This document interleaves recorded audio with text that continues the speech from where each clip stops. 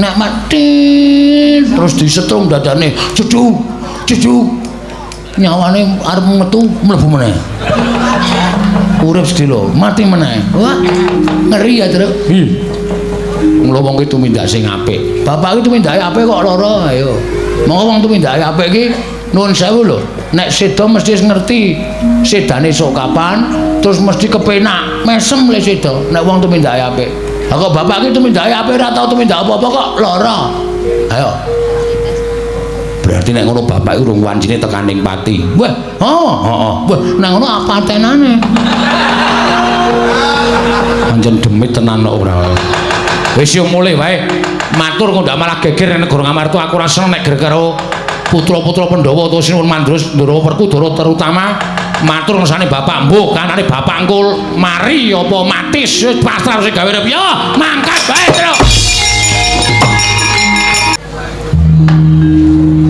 Nyuwun Agung mugi ngayomana marang Praja Ngamarta saisinipun nun mangke Koko Prabu dereng sawetawis dang Prabu Paduka Kanjeng Koko Prabu jimat semban kula Koko Prabu pengayoman kula ing Dwarawati Koko Prabu Sri Bathara Kresna Sarawa Paduka Kanjeng Koko Prabu kula ngaturaken pasegan panakrami kunjuk sandhapada Paduka Kanjeng Koko Prabu jimat semban kula Koko Prabu pengayoman kula ing Dwarawati ya jagat Mahistungkara wayah Bathara jagat lho nggih Yai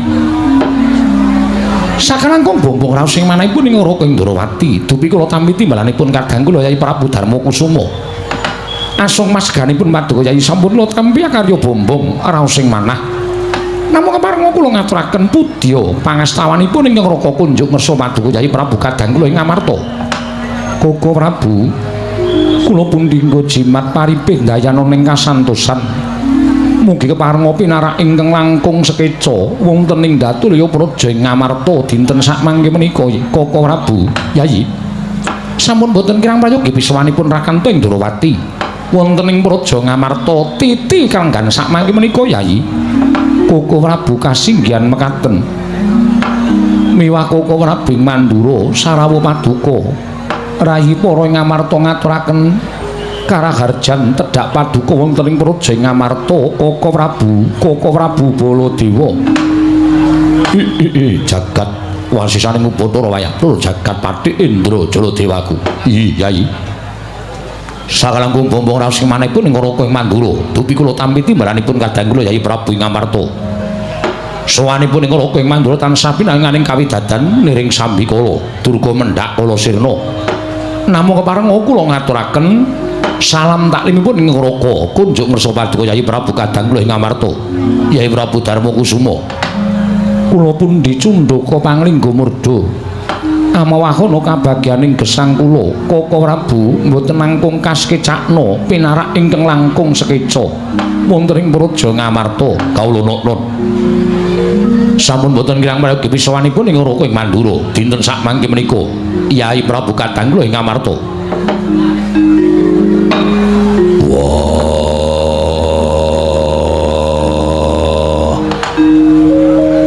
Kresna kakangku aku ngaturake basaku katura Kresna kakangku kadangipun Kakang Dimas Werkudara siadur bekti kalawan pun Kakang wis dak tampa kanthi bombong penggalihipun Kakang ora liwat pangestunipun Kakang Tampanana Dimas Haryasena ndak gegem dadekake jimat ora liwat prayoga nugun mulenggah Baladewa kakangku aku ngaturake basaku katura Baladewa kakangku kadangipun Kakang Yai Werkudara iya siadiatur bekti kalawan pun Kakang wis tak tampa kanthi lega-legawaning penggalihipun Kakang ora liwat pangestuning Baladewa Tampanana Werkudara ndak gegem dadekake jimat pangestuning Kresna kakangku lan Baladewa kakangku amawahana kasantosaning lair batinku Kresna lan Baladewa kakangku Werkudara kadangipun Kakang ya Dimas Haryasena ya kaya prayoga aturing siading Mandura lawan pun Kakang Mandura Koko Prabu nadyan ngrayi Madukara pun Arjuna kula ngaturaken sembah pangabekti kula kunjuk Koko Prabu Ndrawati Janaka ndak tampa ora liwat pangestunipun Kakang Tampanana Arjuna. Kula mendhingga jimat paripih dayana ing kasantosan. Koko Prabu Baladewa kula ngaturaken sembah pangabekti kula kunjuk. Ya Janaka ndak tampa ora liwat pangestunipun Kakang Tampanana. Kula mendhingga jimat paripih dayana ing kasantosan. Mugi sekecakna pinarak ingkang langkung sekeca Koko Prabu kekalih. Arjuna kaya wis ora kurang prayoga. Ya Janaka kaya ora kurang kepenak praptaning Baladewa ning Praja Ngamarta. Nadyan kula ngaturaken sembah pangabekti kula kunjuk Koko Prabu. Koko Prabu, kula ngaturaken sembah pangabekti kula kunjuk. Ya kembar tak tampa. Ora liwat pangestunipun Kakang Tampanana Nekula Sedewa. Ya kembar. Wis tak tampa silatur bekti lawan pun Kakang. Ora liwat pangestuning Baladewa Tampanana pinten tangsen. Kula pun dinggo jimat paripin dayana ing kasantosan. Kula non. Kula pun dinggo jimat paripin dayana ing kasantosan. Mugi kasekecakna pinarak ing langkung sekeca Koko Prabu. Iya kembar. Kaya wis ora kurang kepenak praptaning nata Ndarawati ning Praja Ngamarta. Ya Nekula Sedewa. Kaya wis prayoga sowanku ana ing ngersaning kadangmu Yai Prabu Darmaji. Koko Prabu saestu adamel gugup gagap guragapan raos sing manahipun ingkang rayi Ngamarta krana rawuh paduka ingkang boten cecala ingkang saderengipun upami alit utusan gandhek sak kembaran agengipun utusan Nayaka ing Dwarawati bileri kelenggan sak mangke paduka Kanjeng Koko Prabu badhe kepareng tedhak wonten ing Praja Ngamarta. Saestu Koko Prabu kula nedya ngrakit arata kencana kinarya methuk paduka Kanjeng Koko Prabu saha nyawisaken Hermawar kinarya miji yampian paduka Kanjeng Koko Prabu kinarya tandha bektinipun kadang taruna tumraping kadang werda Koko Prabu Ndarawati miwah Koko Prabu ing Mandura. Yayi kadang kula nadyan nembe kawiyos sing pangandikan kemawon persasat sampun kadidene kejukurkan Wukir Sari kelepaning Samudra Madu manahipun ing Ngaraka Indrawati. Namung semanten yang kumara sangyaning Prawadyabala mandekata lawan bindi posur tambur myang suling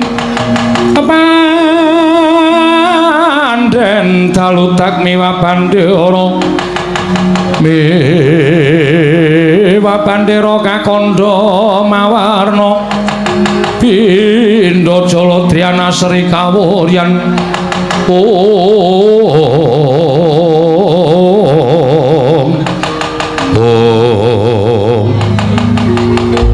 Nyuwun pamunten Kanjeng Prabu ing Mandura ingkang putra ing pringgotanipun Gatotkaca Jumadung dawuh Rama Kyai kula Jumadung dawuh nyuwun pamunten Po ingkang putra Punantarja Jumadung dawuh Rama Kyai Jodipati Jumadung dawuh.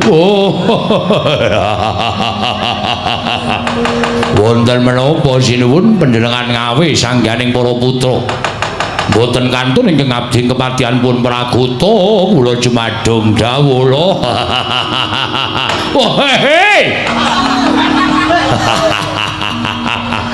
Bareng ambabarana ingkang sejati ingkang abdi pun Patih Prakuta kula nuwun. Ana apa Pakde? Bapak Rama Kyai eneng apa? Gatotkaca wonten timbalan. Antarja wonten timbalan. Antasena ana dawuh apa Pakde? Prakuta wonten dawuh lho. Prakuta wonten dawuh. Kuwi janjane iso njung derajate Baladewa apa ora? Lho, kok malah kula dipun dukani mriya menapa? Kudune kowe iki ngerti, iki eneng endi? Wonten alun-alun. Wis ngerti? Ning alun-alune sapa iki? Ih, sinuwun Prabu Ngamarta, Praja Ngamarta. Kowe karo aku saka ndi? Iya, saking negari Mandura. Lah, kudune kowe kuwi ngerti. Kudune kowe kuwi tanggap yen kowe ning negara liya, kowe kudu njunjung marang derajating Baladewa. Aku ana negara Ngamarta kuwi daya. Inggih. Kudune kowe ngerti tata krama unggah-ungguh ora sak apinake dhewe. Oh nggih. Ngestaken dawuh. Disuda ling guyu. Oh nggih, ngestaken dawuh. Wong guyu kok kon nyuda. Ayo bener iso guyu niku lagi iki wong mati.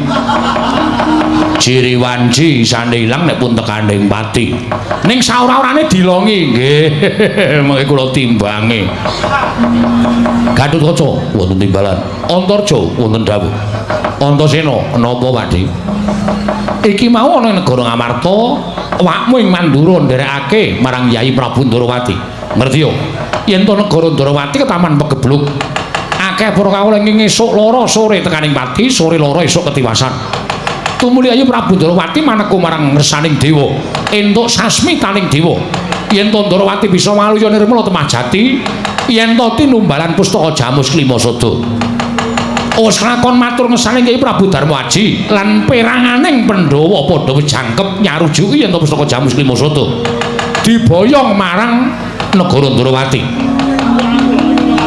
nanging dumadakan iki mau ana babak anglayoni jujul lan usuli Sedewa pamanmu ing Bumiratawu ingkang sajake ora cocok sarta ora mathuk yen to pusaka diboyong marang Kyai Prabu Kresna nganti gawe geger negara Ngamarta merga dukane wong atuhamu ing Jodipati wekasan ora iso dipenggak meneh nganti wong atuhamu Werkudara mentala nundung kalawan pamanmu ing Bumiratawu ya kuwi Sedewa wektu dina iki pamanmu Sedewa lunga saka negara Ngamarta lajeng menapa anggenipun Paduka Prabu ndhawuhaken sanggaring para putra kinen Bupati wonten pundi lenggahipun paman Sedewa dudu perkara kuwi saklunganing pamanmu Sedewa pustaka Jamus Klimasada diparingake marang Yai Prabu Kresna tumuli Yai Prabu Ndarawati jengkar saka negara Ngamarta babak anglayoni jujul lan usuli sowane Petruk karo Bagong tawang tangis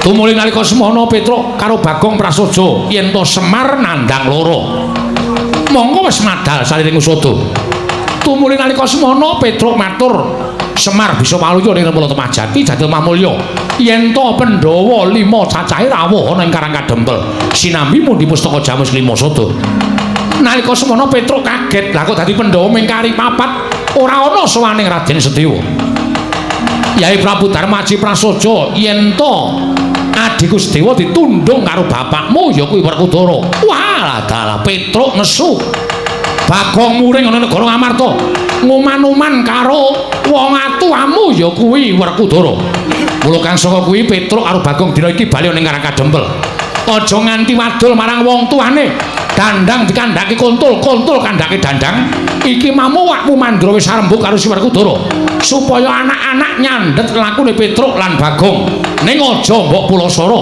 aja kok gawe lara sing baku aja nganti tekan Karang Kadempel nganti ngenteni timbuling Sedewa lan baline pustaka Jamus Klimasada Gatot wonten timbalan Rama Kyai Antarja wonten timbalan Rama Kyai Antasena dawuh apa Pak Bagong karo Petruk dioyak wah yen pancen Panakawan loro kuwi dikon sawetara mapan ning negara Ngamarta ora gelem aja nganti wadul karo bapakne mundhak Pandhawa monggo disengguh ora tresna karo Semar Badranaya Petruk candheten nanging aku dawuh karo kowe yen pancen Petruk karo Bagong ora gelem dijak kumpul utawa sawetara mapan ning negara Ngamarta ndak paringi purba wasesa piye caramu supaya Petruk aja bali nang Karang Kadempel ndak wadul karo gerangane ya kuwi Semar Badranaya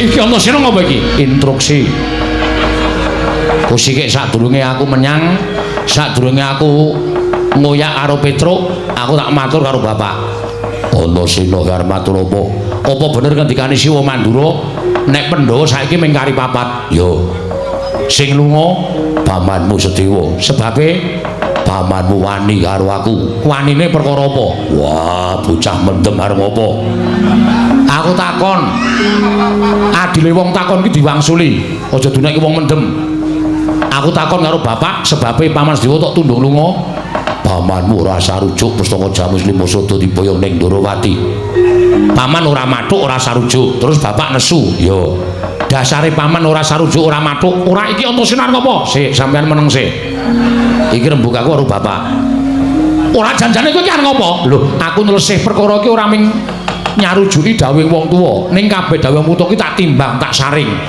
ngono ora dumeh wong tuwa sing dawuh aku menyang wong tuwa sing dawuh aku menyang ning diting-tingi sik dawuh wong tuwa kuwi apik apa ora lho nyatane apik ki tak tumrap sampeyan aku tak ngresih karo bapak sampeyan meneng sik kapok kowe mau nyenengi aku saiki seneni Raden Antasena dengkulmu mlocot oh krungu wae mburiku sound system mergo pamanmu wani karo aku perkarane wani pamanmu ngundeli pustaka Jamus Lima Soto pustaka diparingke Siwa Ndarawati yo kowe ngerti awakmu Ndarawati iki gedhe labuh labete tumrap negara Ngamarta yen nganti mung ngilih pustaka Jamus Lima Soto kok ora diparingi ngambil karo mbarep kakangku Pandhawa Isin Pandhawa Wirang pusaka arep ngopo dienggo tumbal mula Sedewa ora entuk mergo dienggo tumbal kuwi mung dipendhem ora bakal bali ning negara Ngamarta lan Sedewa duwe penemu yen to pusaka kuwi dudu ming kagungane Pandhawa ning kuwi duweke kawula sak negara Ngamarta Ngamarta yen koncakan pustaka Jamus Lima Soto kawulane bakal remuk bubuk dadi rempun mula Sedewa nggondeli nggone bakal mbarep kakangku maringi pustaka Jamus Lima Soto terus bapak nesu yo tantrimane bapak mergo rumangsa diwarani karo adimu tok tunduk lunga wah iya ning perkara Sedewa ora sah mbok gagas terus Sedewa mengko bakal bali dhewe sik mak cilik kae nek kagolatine ora bakal kundur aku ngerti watake mak cilik Bumira Tawu mak cilik Sedewa wis tansah menehi penemu karo Prabu Puntadewa dadi nek bapak nganggep mak cilik Sedewa ki wong bodho bapak nganggep ki mak cilik Sedewa ki wong wani kuwi salah kae mesti ngerti lelakon sing bakal kuwi nuwun sewu arep ragil ning bapak kudu ngakoni bapak kalah pinter karo mak cilik Sedewa bapak kalah lantip panggraitane mula mak cilik kembar mak cilik Kula Sedewa ora tau pisah karo Prabu Puntadewa mergo mak cilik Sedewa kelakon wah sakaremu yen kuwi ndek penemu kaya ngono nek wis kebacut tak tundung lah saiki ngene nek nganti tok tundung terus kabeh do ngerti kawula ngerti Punggawa ngerti Nayaka ngerti Pandhawa saiki mung kari papat mergo sing ragil minggat utawa tindak utawa lunga tanggung jawabmu piye ularak tenan wah cah mendem gamping ayo kowe tobonge wah cah edan terus karmu piye terus bapak dawuh anak-anak kon nyandet lakune Petruk karo Bagong yo terus sampean ora mikir Majelis Dewa wah bali karemu ora karemu nek sampean duwe semboyan kaya ngono aku ora bakal nyandak utawa nyekel Petruk karo Bagong ning njaluk pamit Pakde si bawa werku aku njaluk pamit bapak ora gelem goleki Majelis Dewa aku sing goleki ora pati-pati bali aku ning negara Ngamarta nek urung ketemu karo mak cilik loh wah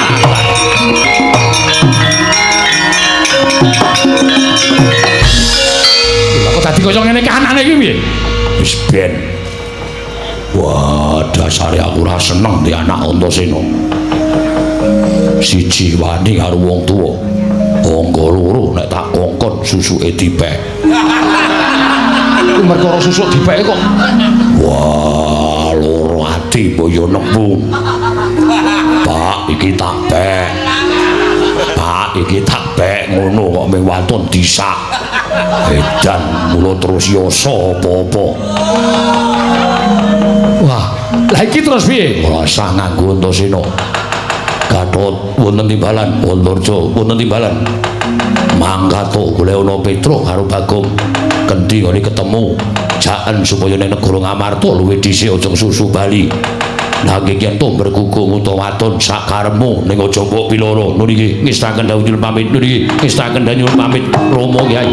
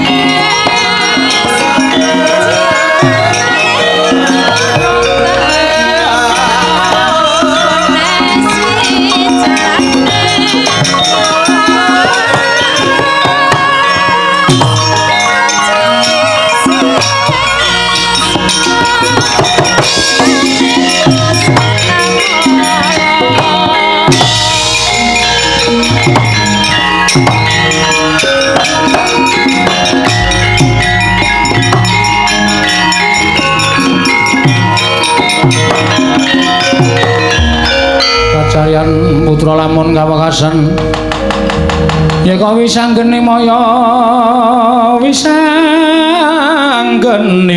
Wisnu Pradenta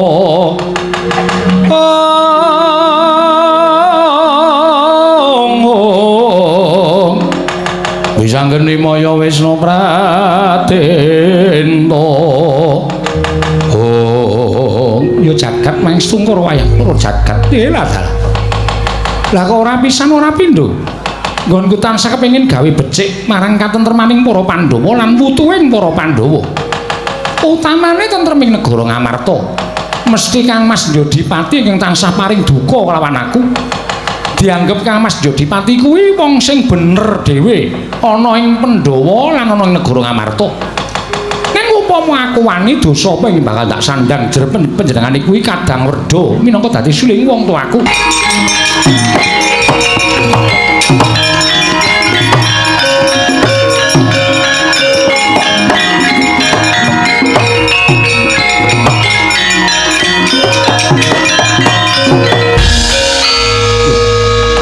Antasena.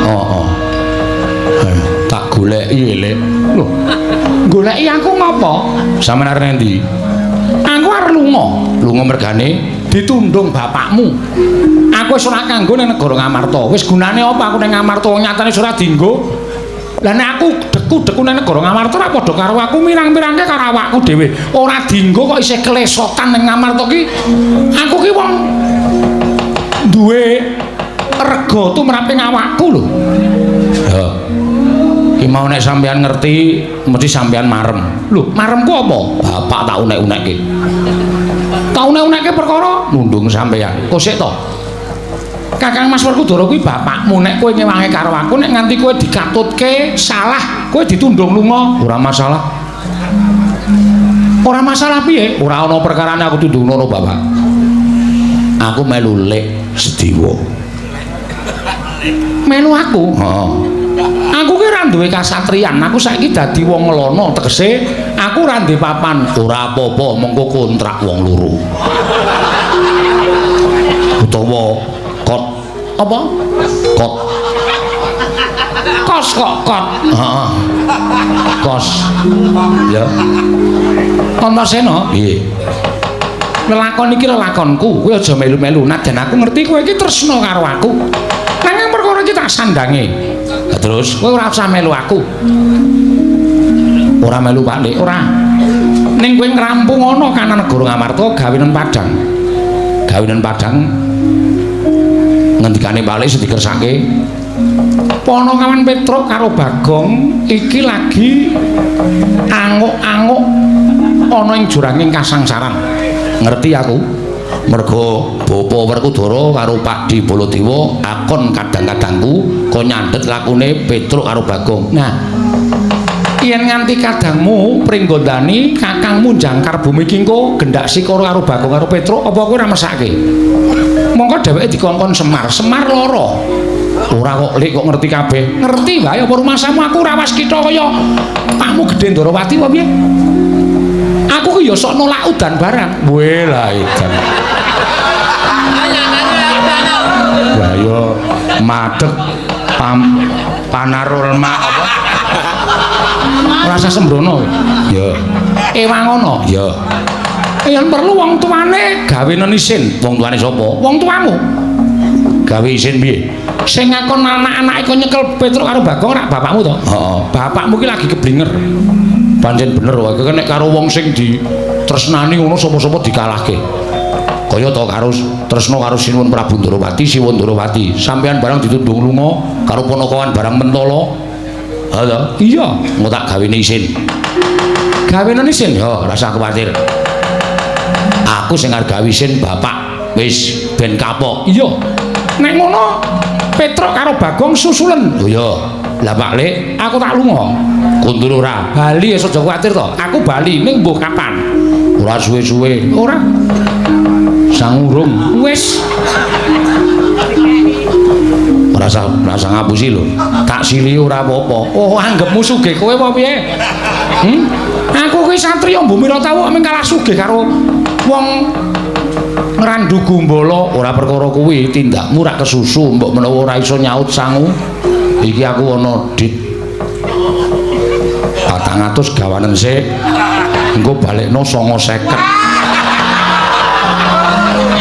pengedan kuwi ora mung nglintah darat ning kowe iki ula wis ben ra apa-apa wis ora apa-apa nek Pakde ora sangu Pakde ning tak suwun kundur aku mesti bali yo tenan yo Lek iya wase aku ingkang bakal mbabar lelakon iki Antasena ya tak pasrahke Pakde Dewa wis kono susulan Petruk karo Bagong aku tak lunga saka negara Ngamarta Antasena ya hati-hati Lek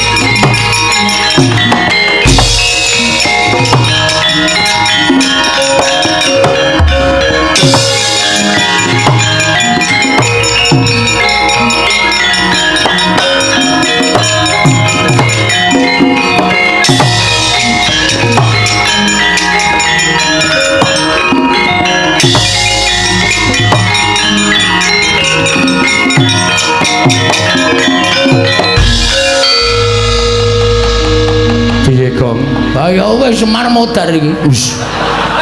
Pantem modar kok ora. Karo bapakne kok. Ha piye? Kan Semar wis ngomong. Isone mari nek Pandhawa rawuh nang Karang Kadempel. Heeh. Monggo Pandhawa ora komplit. Heeh. Ndara Sedewa lunga. Heeh. Mergo ditundung karo Ndara Werkudara. Lah iya. Pustaka Jamus Lima Sada diboyong sinuwun Ndarawati. Heeh. Berarti kan ora iso rawuh ning Karang Kadempel. Mulane kuwi. Ngene wae Truk kowe sangu ora? Sangu. Dikumpulke ayo tuku pethi. Heeh. Diukur awake Semar ora ana sing cukup. Tur ya sing ngusung sapa? Ngene wae tuku tosa wae. Semar ki awake cemplungke tosa engko kari nyetater ming kari mlaku rasa dadak ditumpake kereta Jawa. Kok karo bapak kok sia-sia men to. Aku pancen ndek cita-citae, Truk. Lho. Nek bapak sedo, aku kan madhep pamonging tanah Jawa.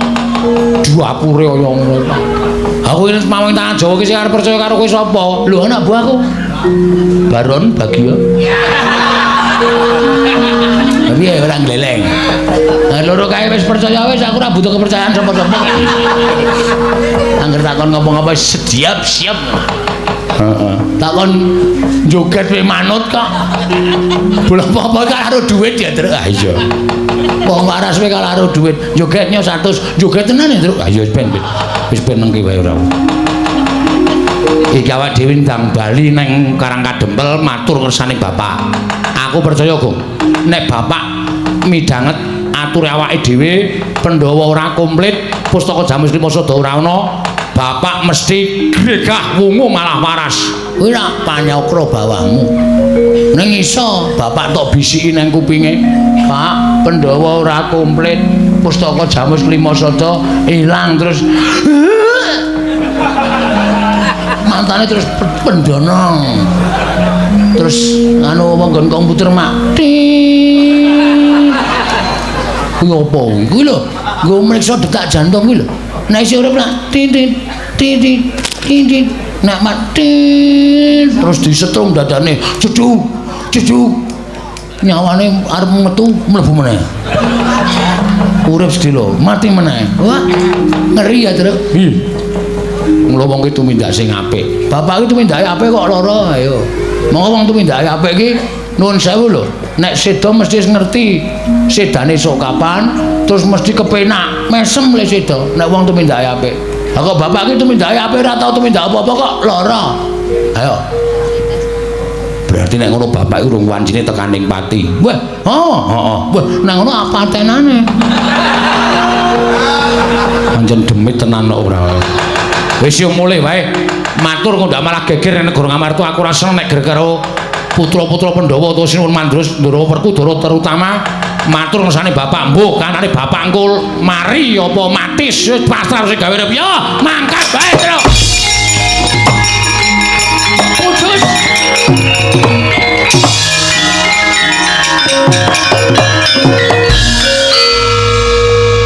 Kalah dhisik karo Linmas. Kalah dhisik karo Linmas Telaga Adi. Ah iya. cilaka iki Gong. Wah wis Ndara Antasena. Heeh. Nuwun sewu le mlajar buanter banget kok. Ngoyak kula napa? Aku ngerti kowe tengok-tengok ning kene karo Bagong. Terus aku melayu sak banter-bantere. Wigatine nyekel kowe, Ndra. Kowe nang Amarta gawe kisruh. Nyo tampan ngono. Dies. Pecah sirahmu dhisik kowe le mati mbangane Semar. Ora satok tetah kok.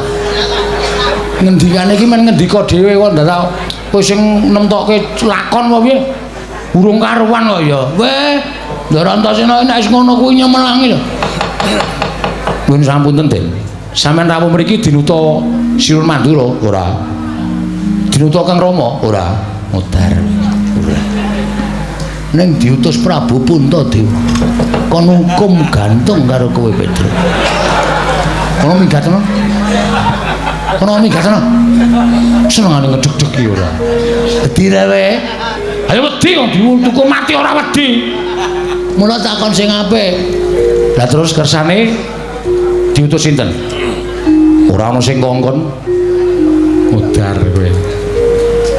Aku ora ana sing kongkon ning aku duwe inisiatif dhewe, Peter. Mergo aku ki Nayaka Ngamarta satriyaning praja. Nyok tampanono Petruk Gong. Cangkem iki sing apik. Kene iki adu arep ki tratapan ya ora. Aku sing nemburi kowe tratapan kok. Apa meneh kowe? Truk nun. Kowe tak kandhani, nggih, kowe disalahke karo bapak, salahke karo Siwa Mandura. Terus doakon karo anak-anake liyane aku. Anake bapak Ndara Karkoco Ndara Antarja. Heeh. Dokon nyekel kowe. Mudyar kowe. Karo Bagong, mudyar kowe. Kula melu to? Melu. Waduh. Wis ngringkel nengsel, Gong. Wis diterimake arep ngopo? Wis ayo, Gek. Nganggo jas, nganggo pecis. Kaya nek kecekel korupsi ya lho, Gong. Wis jan cilaka iki wis. Aku padahal wis kapok, wis ora kapok iki. Tetep kecekel. Kecekel ngene iki wis Ndara Antasena iki rasa dadak. Lho, tangane wis mlebu sak njupuk kecrek. Mbok minta maaf, Tru. Nyun ngapunten. Kang Raka goleki kula wong loro. Iya. Aku sampean mboten goleki. Aku iki wong iso mikir kok, Tru. Aku iki pikiranku beda karo Kakang Garwaja, Kakang Antarja. Aku iki wong di jati diri arep ora duwe tata krama, ora diunggah-ungguh, ning aku senengane goleki ngutik-utik barang lelakon sing wis kelakon. Tau tak atik sing bener sing endi, sing salah sing endi. Mula sing bener tak labuhi, sing salah mesti bakal tak sirnake. Top ngonten iku apik. Ngene lho, nom-noman Ngamarta iki sing dibutuhke kaya ngoten iki lho. Dasare SDM-e tinggi. Piyayine ora tau macem-macem apa anane, arep ora iso basa, ora iso tata krama, ning jalan pikirane beda karo anak-anak Werkudara liyane. Nggih to? Iya. Terus selanjutnya kowe arep dikon ning negara Ngamarta. Nek kowe ora gelem, kowe ora kena lapor karo bapakmu perkara lakon Ngamarta. Nek kowe ora gelem, kowe arep dipeksa karo Kakang Garwaja, Kakang Antarja. Waduh. Piye, Gong? Ah ya wis pasrah. Arep piye? Masa dhewe wani karo Ndara Karkoco Ndara Antarja. Lah terus sampean mrene ngopo? Ngabari. Ngabari ngono kuwi tok. Terus lepas tangan. Apa kowe? Dasare ra ditata krama, ra diunggah-ungguh, mung sak kepenake dhewe. Lho, kowe iki bareng arem kok elek-elek. Aku gampang malih apa ngene. Oh menau. Oh sak karepku to. Ha iya ora. Ning kowe tak bilani aja kuwatir. Carane menengo. Wong loro kene. Nggih. Kowe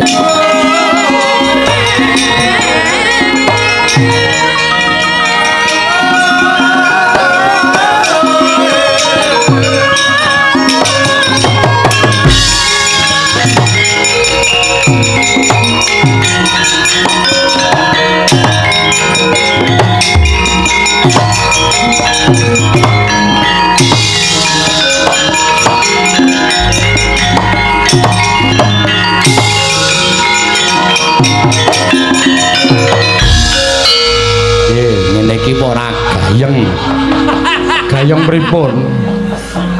Lho iki omonganmu kok isih Petruk. Lho, napa kowe wis malih to? Ngilu sik. Weh. Waduh. Ndara Werkudara. Ngopo kaya ban gembos? Werkudara ini arep omong mesti.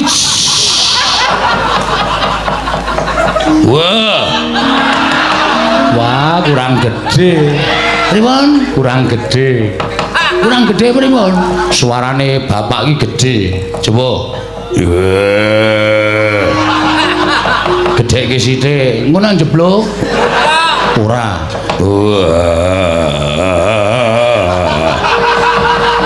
Kok rajek.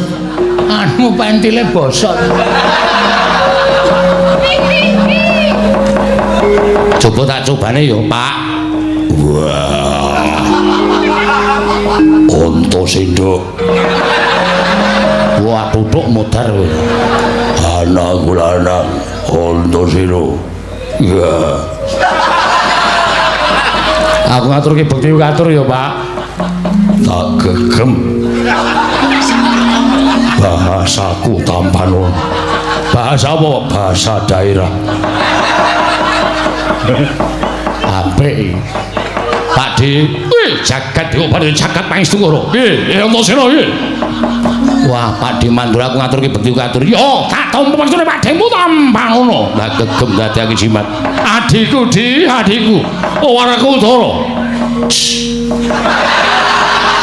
Ling ngerem ki wis. Kula bali kok das ora. Bolo Dewi. Nggih.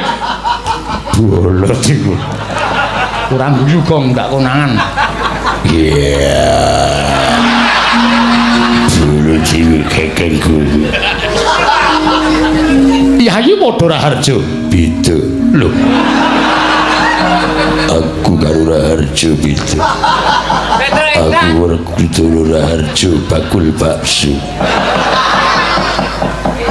Kowe ora kena sembrono lho, nek sembrono konangan. Iku nek anak-anak tekan kene, Kakang Raja Antar tekan kene, ledo ngandani sing apik-apik. Nggih. Siap lho, Gong. Oke. Siu. Aja lali. Aku gampang lali lungguh dhuwur ora lungguh ngisor.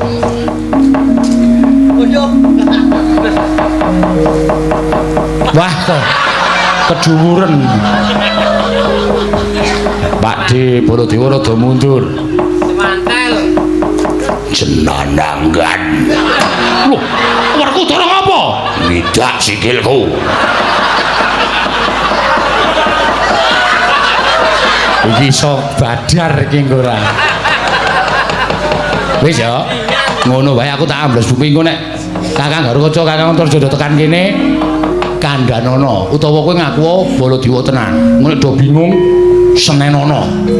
Nek do muni arep nyekel Petruk karo Bagong terus kowe muni. Kowe ki edan kowe. Petruk Bagong kuwi abdimu. Nek arep tak cekel ki sing ngakon sapa? Nek kono muni. Kowe ora ngawuh iki wamu. Wis pokoke kowe ngerti dhewe sutradarane. Yo, anu nggih, heeh. Siap. Siap lho, Gong. Oke. Suarane, Gong. Oke. Wah, aku ya arep ndelok ketoke kok kaya gayeng iki. Aku tak sok kadoan tak nonton. Yo, Antasena sing ati-ati. Oh. Kon durung jangkar ora. Nggih, pun den ngoten mawon.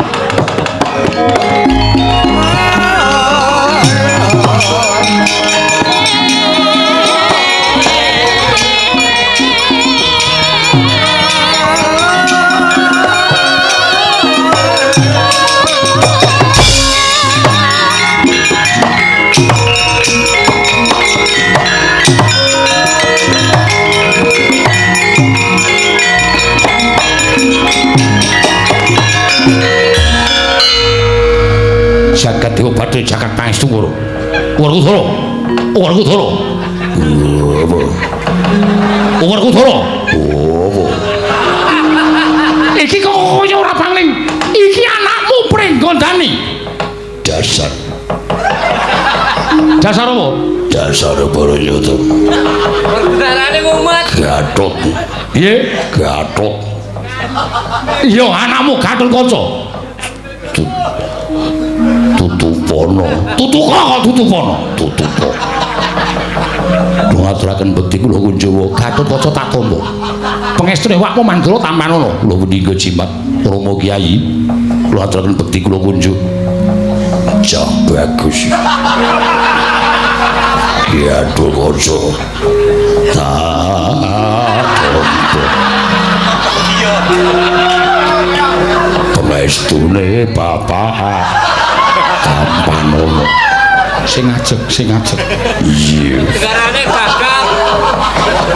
Kaya menapa paduka Kanjeng Prabu mapan wonten ing mriki. Lho, lah kok malah kowe takon karo wamu Mandura iki piye? Kala wau paring dawuh kula supados nyandhet lampahipun Petruk kalian Bagong. Kose, kowe aja ngawu gawar ngawur. Sing ngakon kowe nyandhet ponokan Petruk Bagong iki sapa? Kanjeng Prabu Mandura. Lho, kowe iki edan piye? Kowe iki lagi ketemu karo aku pisan iki kok ketemu. Lha kok dadi kowe apa jeneng kowe?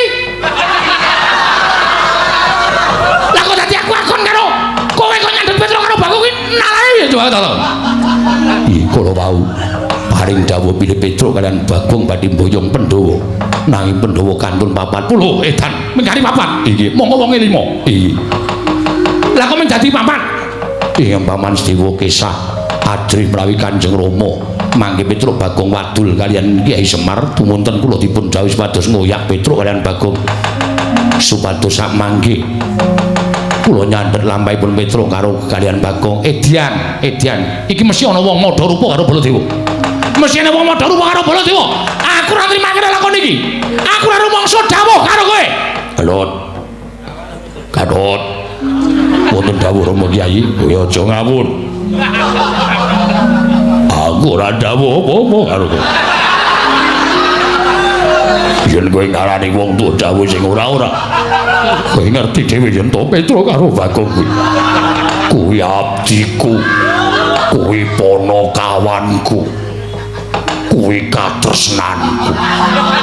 Ora kudoro iso kaya ngene iki mergo pamudange Petruk karo Bagong aku kongkonan karo Petruk karo Bagong.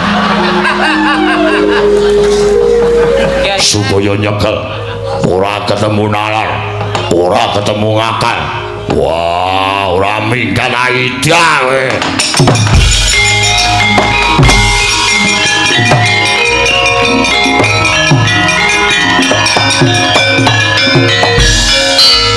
Sing ajeg suarane. Angel. Mbok kowe dadi Werkudara. Suaraku ini udah terlalu rendah. Aku nek nyuara gedhe iki kowe ora mampu karo kentut-kentut lha aku. Aku wah ngono dus. Mulane kok aku kok iku mambu apa to kok muleng wae. Aja gedhe cilik. Hah? Aja gedhe cilik. Lah kuwi alami ya. Gedhe cilik iki wis alami. Aku nek nyuara ya sok gedhe sok cilik. Padha karo ngono gedhe sok cilik. Ora edan niku Ndara Antarja tekan kene meneh. Kowe apik to dadi Baladewa? Ah iya nak aku wangun. Iki sandal ora kan kene. Wah aku wangun kowe iki dadi apa-apa ora wangun. Semendro. Aku dadi Bagong tok wangune ya wis ben ora. Wis ngati-ati suarane sing ajeg. Iya. Gedhe lho. Oh, Truk. Gropyokan, Truk.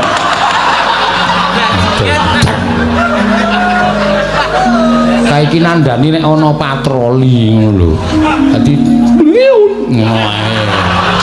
Saiki tes larang-larang bayar larang-larang pendulanan.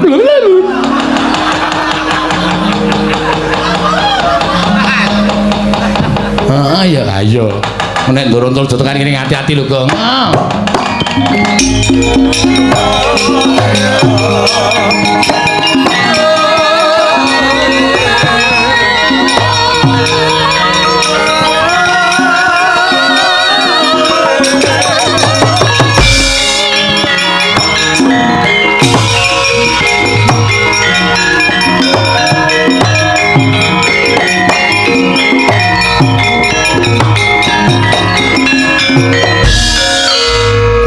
Sembah pangabekti Oh Mandura, Ya, Antarja tak tampa. pangestu tampan ana. Lho menika jimat maripin daerah ning kasantosan. Rama Kyai kula ngaturaken bekti. Rama Kyai. Yo. Antarja tak tampa. Pangestune bapakmu Tamparana. Lho pundi nggo jimat maripin daerah ning kasantosan. Ki menapa paduka lenggah wonten mriki? Kosek warna ndi? Madosi Petruk kalian Bagong. Lho kok padha karo karepe Gatotkaca? Menapa kadang kula Yai Pringgotani sampun dumugi mriki? Wis. Lan wis matur karo awakmu Mandura. Yen to bakal nyekel karo Petruk karo Bagong. Monggo aku ket mau nang kene ora weruh glebete Petruk karo Bagong. Turta jarene sing kongkonan Baladewa. Monggo Baladewa ora rumangsa kongkonan. Bapakmu ya ora kongkonan. Ya to, karo to. Iya. Aduh. Iya, aku ora kongkonan, wis kapok kongkonan Gatotkaca. Kongkonan kon tuku kerokan jenggot. Ditukoke garu. Gundule atos. Iya sadar aku. Ora sembrono. Iya yo. Apa kowe ya padha karo karepe Gatotkaca? Ih, mengkaten Dian. Iki mesti ana wong sing padha rupa karo awakmu Mandura karo bapakmu Yadipati. Nyatane aku ora dawuh apa-apa Antarja. Weh lah dalah kok kaya ngene lakon.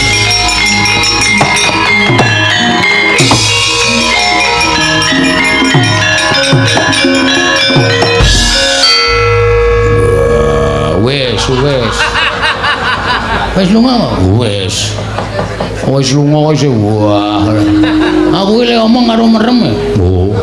Nek mataku melek suaraku cilik. Oh. Nek mataku merem suaraku gede. Mau anggere kedep ya iso. Wah. Asane ku wis dinteni kene iki awak dhewe le arep badar sok kapan? Wis ora pokoke ora ngerti. Gus, Ndarantasena. Piye apik saka njero bumi aku ndeloke liwat leng jangkrik. Saweruh aku senenge. Mboten iki lajeng badar sok kapan? Dinteni sik. Engko nek wong loro kae Baladewa sing tenan karo Werkudara sing tenan tekan kene, kowe lagi badar. Wogah, emoh. Wah, iki ngrekoso iki. Lho ngrekoso piye? Engko nek Baladewa tekan kene tenan, lah iki menungsane sing padha rupa karo Baladewa. Gretel nenggala. Piye? Kok nganti tekan kene Werkudara. Wah, iki menungsane sing madha rupa Werkudara. Suduk kuku sapa nyono? Pancanaka. Piye, ora cilaka?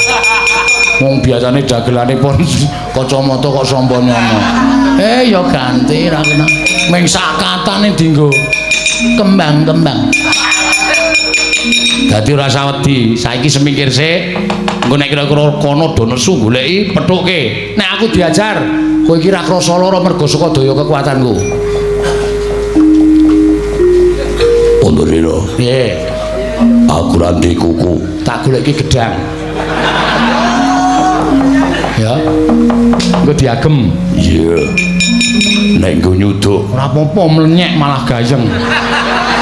Sing disuduk pas nggon dodone bapak. Penyuk ngono terus diratake. Wah. Membahagiakan.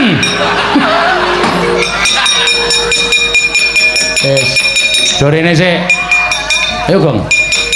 Wah, sandwich. Kae piye Werkudara kok le mlaku itak-itik. Kaya Bagong ora. Pokoke do dinteni kene sik. Yo, nggih.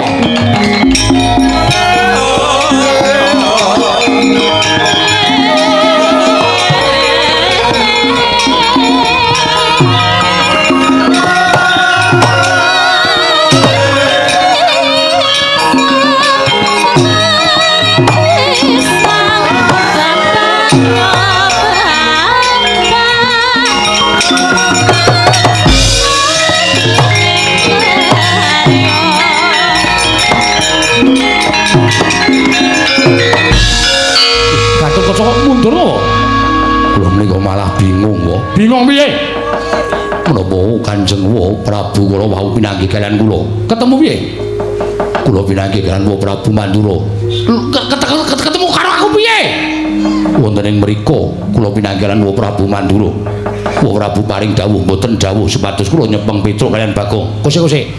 Iki aku kait mau ki nang kene. Aku mung pengen weruh yen to kowe iso mlipih karo Petruk karo Bagong. Lah malah kowe bali-bali ndakwa karo awakmu Mandura sing ora-ora. Malah mboten paduka piyambak. Rama Kyai ugi mekaten lenggah wonten ing mriku. Kose Werkudara iki piye to iki? Wah, Gatot omong sing cetha. Inggih. Ngatur kemawon. Bloko Suta kemawon. Wonten ing mriku kula pinanggih kalian Siwa Mandura kalian Rama Kyai lenggah wonten ing mriku paring dawuh mboten dawuh menapa-napa kalian kula. Langkung-langkung mboten dawuh nyepeng kalian Petruk kalian Bagong. Lho. Lah apa ana manungsa sing madha rupa karo Baladewa? Sanjae pula blek lanat kuku karpete. Werkudara aja menenge.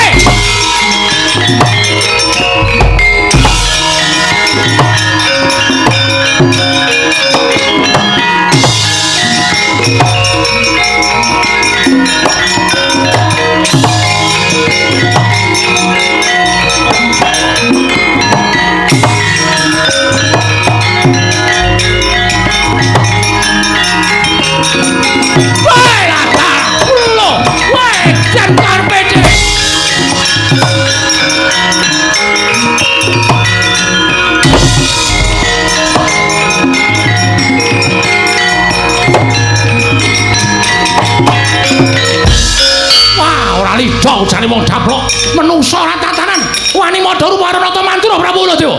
Wah, ayo kowe aja mati tanpa arang. Iya jagat Dewa Bathara. Ya jagat Pangestu Nggara kadangipun Kakang Werkudara.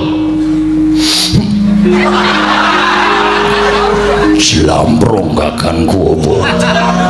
Kok jlamprong? Aduh. Baladewa. Kakangku apa? Iki kono Baladewa karo Werkudara. Wah, setan. Idak dasmu. Baladewa, kakangku. Piye? Aku tak golek rokok sik. Wis ora, ning kene wae. Kecut cangkemku. Setan karepe dhewe Werkudara. Opo? Lagi kon menungso. Buku arepe dhewe aja ngawur ngawur. Iki Rata Mantura Prabu Baladewa. Wah, kowe sing memba rupa. Wah, ngaku wis apa? Aku Bagong ngomong.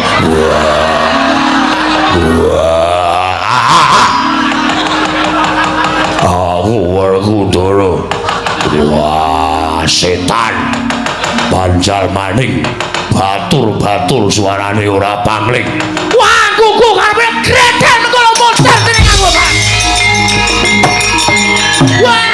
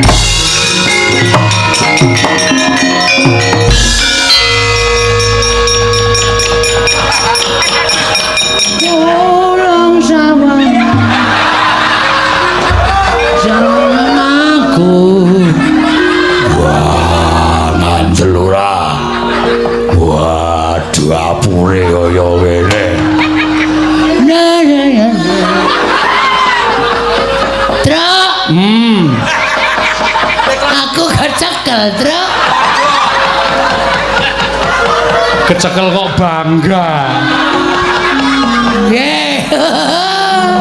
Aku wis disikep, Truk. Ngati-hati lho, Gong. Iki aku lagi perang. Perang kok omong. Aku nek perang kita sambil omong kok, Gong. Men iso suwe le perang lho. Tangis-tangisan ki iso suwe.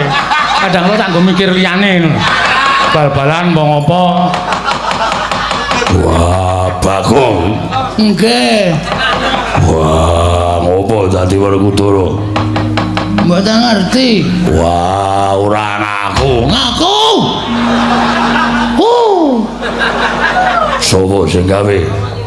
Putrane. Anakku sapa? Antasena. Wah, setan. Ayo bali kaya wingi uni. Lah bali piye? Kole dandan ora ngerti kok. Wah, Antasena. Antasena. Kowe nendi le? Aja mirang-mirangke bapakmu.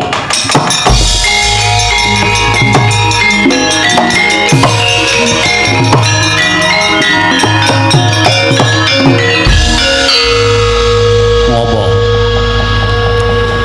Pecah ndasmu. Anak mirang-mirangke wong tuwa, sapa sing dandani Bagong? Aku arep ngopo? Wani karo aku. Wani, bapak kleru kok. Nek bapak ora kleru, aku wedi karo bapak. Ning bapak kleru. Ngunggung awake dhewe rumangsa bener. Mak cilik mbok tundung. Pustaka Jamus Liposada mbok wenehke Siwa Ndarawati. Ya nek Siwa Ndarawati iki Siwa Ndarawati sing tenan. Nek palsu, nek minggu alasan nyolong Pustaka Jamus Liposada, sapa sing kelangan? Kelangan pusaka, kelangan mak cilik Sedewa. Remuk Pandhawa, Pak. Mergo sampean ora iso mikir sing jero.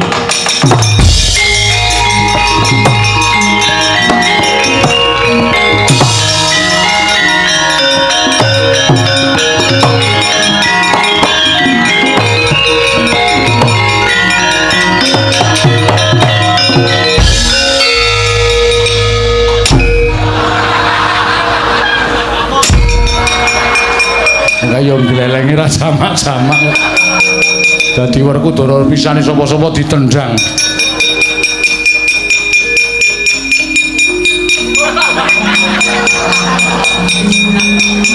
Antasena. Apa, Pak?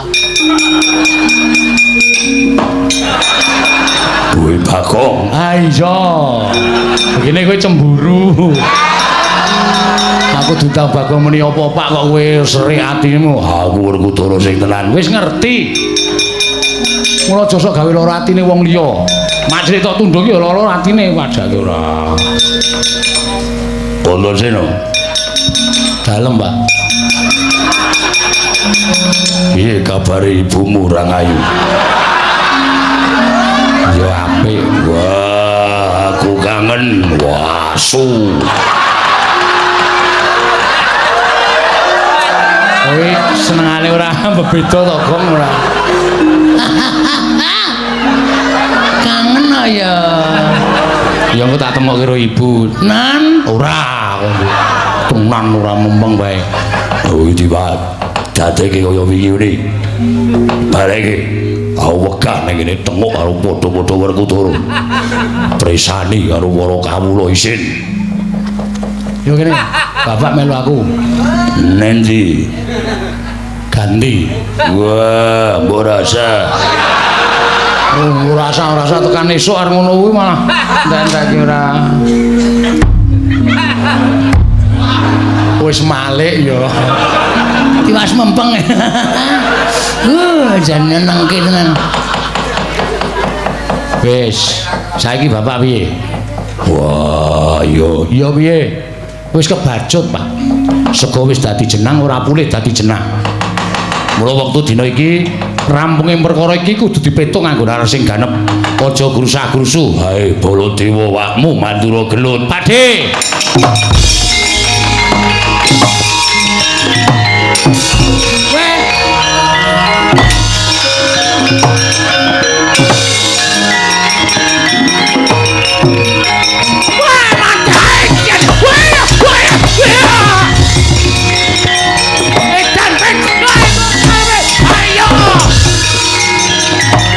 Sabar, Pakde, sabar. Wah, buku karepe dhewe manus maning jajaran. Sungertaning bawana, Strayoli binatang September, Oktober, November, Januari, Februari, Maret, April, Mei, Juni, Juli, Agustus. Baladewa suka hitung-hitung tanggalan. Antasena apa iki? Sabar Pak De sabar, aja duka, aja nesu. Iki Baladewa sing gawe aku. Lah, ra tenan to menungso ra tenan. Kowe bayi gawe pirane wong tuwa. Oh sik to, ora usah nesu. Oh, nganti ono sing jengkel. Kowe arep ditapuk, tak terkira ono kowe ditapuk tenan lho kowe. Oh, aja. Agine ra wani ora. Ah, kanjani ngaya. Tapuk sisan lho. Tapuk kaya lemut. Minggir. Tak topae. Tapuk kok ditopak.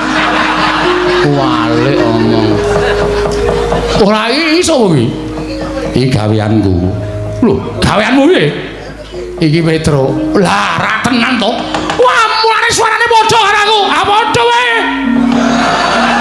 Ora padha piye? Strayoli binatang Januari Februari Maret April Mei. Yo ganti yo, Tru. Waduh. Mbok tak ngenten mawon. Ora iki ngono, kowe kudu ganti. Weh lah. Aku aja ganti Antasena. Aku arep negara Mandura, ketemu karo wakmu Erawati. Wah, edan. Alah. Wis suwe yo. Ora tak pisah ngene iki cilaka. Iki ana sunan ora. Arep marani karo wakmu Erawati ora. Kowe tok usunane ora. Yo ganti. Wah, jan Moe kula dadi napa meneh? Dadi Abimanyu rasah. Abimanyu ra melu apa-apa kok. Etian edan yo men. Wah, Antasena piye? Bapak tindak rene karo Bagong. Lho, sing dadi Werkudara masa Bagong? Lah, setan tenan kowe iki nyang-nyang wong tuwa. Men Bagong kok dadi Werkudara. Nyatane ya iso do rukun karo kowe. Do mlaku bareng nyatane bapak ya ora nesu kok. Bapak wis rumangsa keluputane nggone bapak nalika semana ngiklasake pustaka Jamal Semosada karo nundung Mak Cik Sediwa. Terus men do tekan kene sik. Pak Di lenggah kene, Bagong men tekan kene, bapak men tekan kene engko dirembuk bareng-bareng. Yo.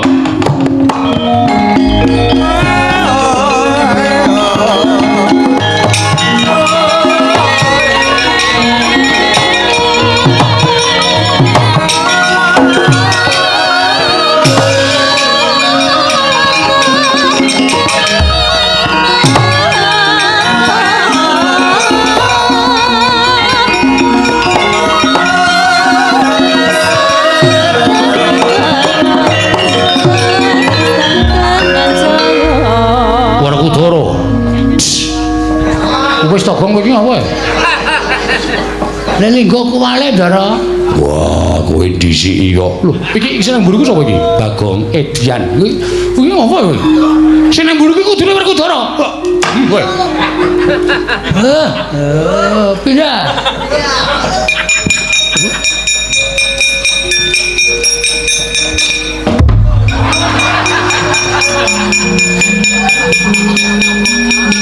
Masa ketapuk terus. Ento-entoane ya kudu ngono kuwi ora. Sing apik Werkudara? Yo.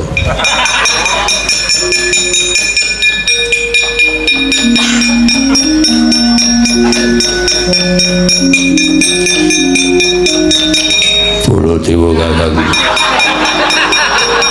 Ya Werkudara piye? Kowe jangan iso meneng ra kuwi. Wis malik dawang sing Baladewa kakangku kakangmu piye? Mboten.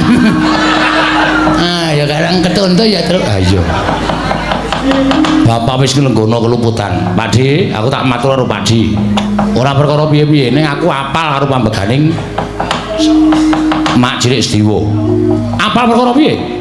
Mak Cilik ki aja dianggep bocah sing nom dhewe ning Pandhawa utawa piyai sing muda dhewe ya suwane ning Pandhawa. Ning aku matur bola-bali to.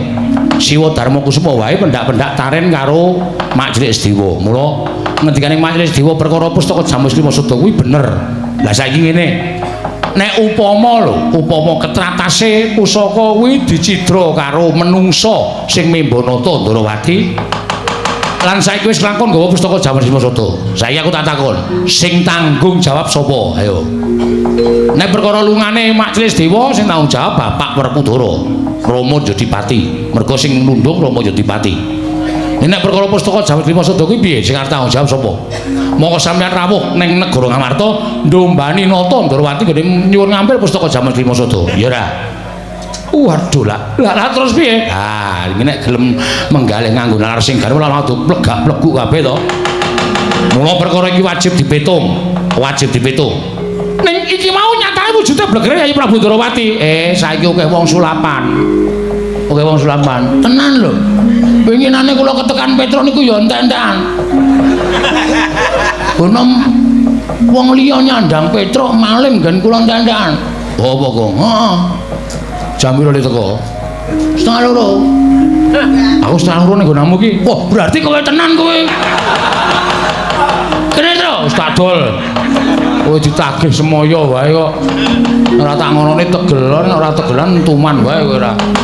Lah terus piye? Ah, saiki lagi iso menggalih.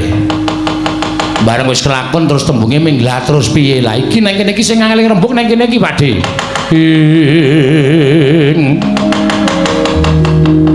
Rikat lampahing rata tan Mantara prateng suku ning argeram kang tumingal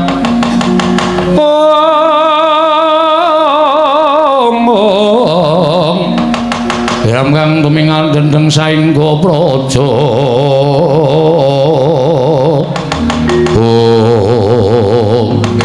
dereng ngantos paripurna imbal wacana praptaning nata Ndrawati kadherekaken Raden Harya Setyaki kagiat sangging samya mulat.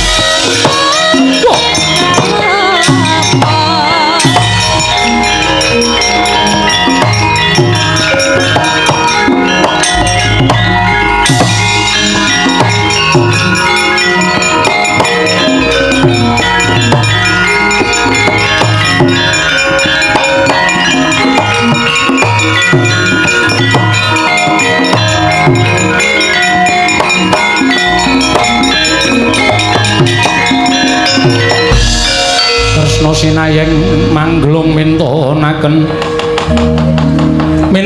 Dewi Kramanira kang kumiteraning asta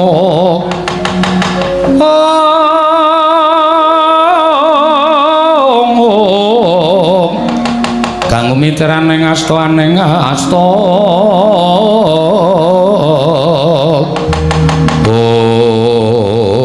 lho lah iki malah yen ngono bejo kemayangan Kresna apa pancen wis katon padhang kana negara Ndrawati wekasan Jati wis kundur maneh marang Praja Ngamarta lho nun sewu kok Prabu kula nembe kemawon sowan wonten negari Ngamarta Gusti kowe aja guyon kowe mau tak tutke tak derekke sowan marang negara Ngamarta jare negara Ndrawati ketaman pegebluk mula tumuli aku nderekke sowaning Yayi marang Praja Ngamarta nyuwun ngambil pustaka jamu Semyang Jimat Bima Sada. Yo aku seksine. Malah ora mung aku Janaka ya weruh Puntadewa ya maringake pusaka. Nganti aku tegel nundung karo Dewa merga mbelani karo Kresna kakangku. Lah dalah jagat Dewa Bathara. Lah kok ketiban awu anget aku Setyaki wonten timbalan. Mula ning dalan pun Kakang lak tansah rerasanan lawan Siadi. Siadi kelingan ora nalika tekan jabaning rangkah negara Ngamarta pun Kakang paring pangandikan Setyaki kok kahanan Ngamarta sorote ora kaya ingkang wis lumaku pendak dinane katon negara ingkang endah nanging kaya ilang kekuwunge iki ana ngopo Setyaki? Nggih kula kemutak Koko Prabu? Nggih seksinipun Setyaki kula nembe sowan dinten sak mangke menika Werkudara seksine Setyaki aku lagi wae sowan ning negara Ngamarta malah tak sawang Datulaya wis katon sepi tumulipun Kakang ngambah dirgantara niti priksa kanan kiwa ning negara Ngamarta lah kok malah Koko Prabu lan Werkudara mapan wonten ing mriki menika lajeng kula menika badhe stripun badhe nyuwun priksa menika wonten lampahan menapa lah dalah tenan ora waduh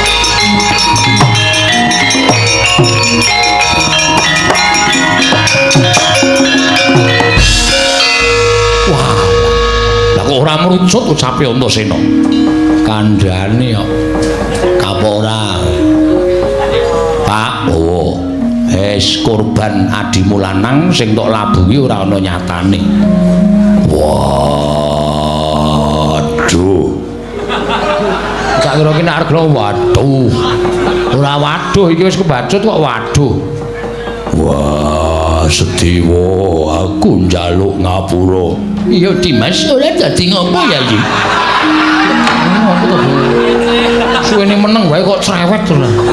Ha kae njaluk ngapura sapa? Wong Sedewa wae ora ana. Nek ora diwangsuli engko nesu. Gong, Nun, meneng sik. Iki lembuk wigati. siap. Menika ateges negari Ngamarta kedatengan telik Mangendrajala. Wah, ketekan telih.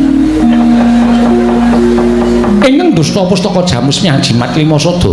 Waduh, mongko pun Kakang dadi saksi tama. Atur Nyai Prabu Turawati kunjuk Nyai Prabu Darmakusuma wekasan Nyai Prabu Darmakusuma maringake pustaka Jamus Nyajimat Limasada. Inggih. Werku Dara tumuli mentala kelawan adimu lanang ngono to? Iya. Wis, perkara iki ora sandadak padha digawe getun. Jereng sing jeneng lelakon kuwi adile mung dilakoni, pacoban kuwi adile mung disandang. Yo. Mula sesuk meneh kuwi sing prayitna ngati-ati. Aja gampang kepilut marang gebyaring busana, aja gampang kepilut marang akeh Raja Brana Picis.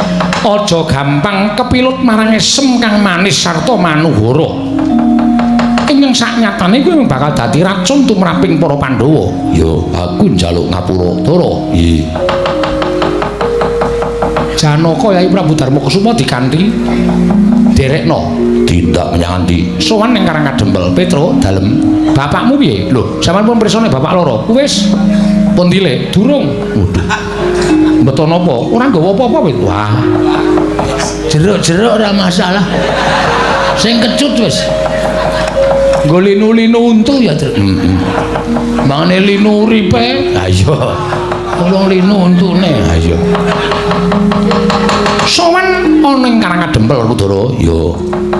Mengko manut karo ngendikane Kyai Semar. Yo. Kabeh diganti ning negara utawa ning Karangkadempel. Elinga. Pandhawa tanpa Semar tak kira bakal nungsang puyeng lakone nggudel bingung numbuk bentus ora weruh kiblat. Yen tanpa nata Ndarawati wae tak kira Pandhawa isih isa nata marang uripe. Nanging yen tanpa Semar, merga Semar ki pusaka ing bisa kandha jimat kang bisa ngucap sapa ing cekaten kelawan Semar ingkang lali dadi eling ingkang luput tu muli dadi bener, ingkang bengkong tu muli dadi jejeg. Yo. Kok ora Bu? Nggih. Monggo dateng Karangkadempel. Yo. Petro, nun. Sowan bapakmu. Alhamdulillah, Gong. Sinuwun Ndarawati barang arep ning Karangkadempel. Wah, wis Semar ki mung etok-etok jan Ora ngawur Semar. Pemeng golek sumbangan ya ora. Kuwi anak apa to ya? Anak kodhok. Ngayal kan. Monggo sinuwun. Kok Prabu? Ya, ayo. Ora Kudara, ya tak dereke. Antasena melu ya nggih. Ya, Pakde ngestake dawuh. Setyake ayo. Monggo kula dherekaken Kok Prabu.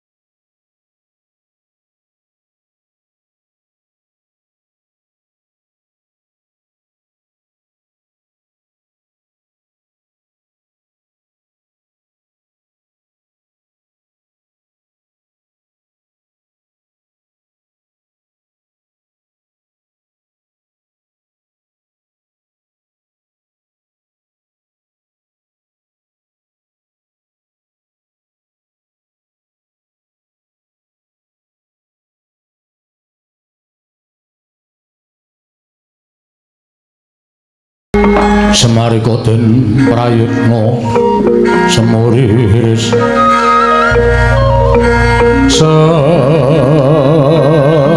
samuriris eko balik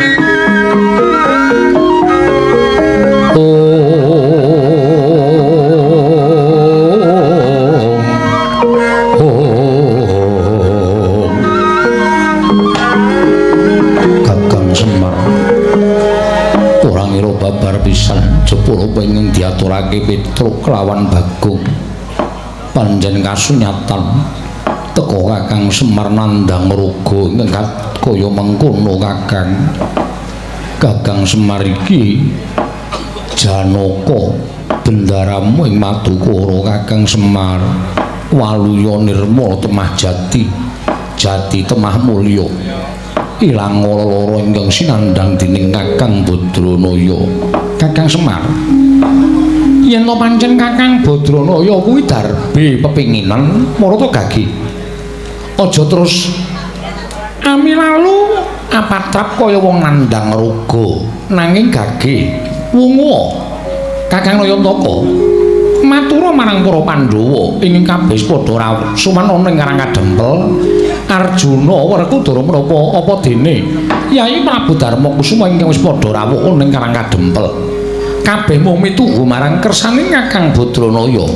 Dipul wah mesakno marang para Pandhawa aja nandhang lara kaya mengkono. Dipul gage tangiya Semar apa wigatine kowe duwe lekas sing kaya mengkono.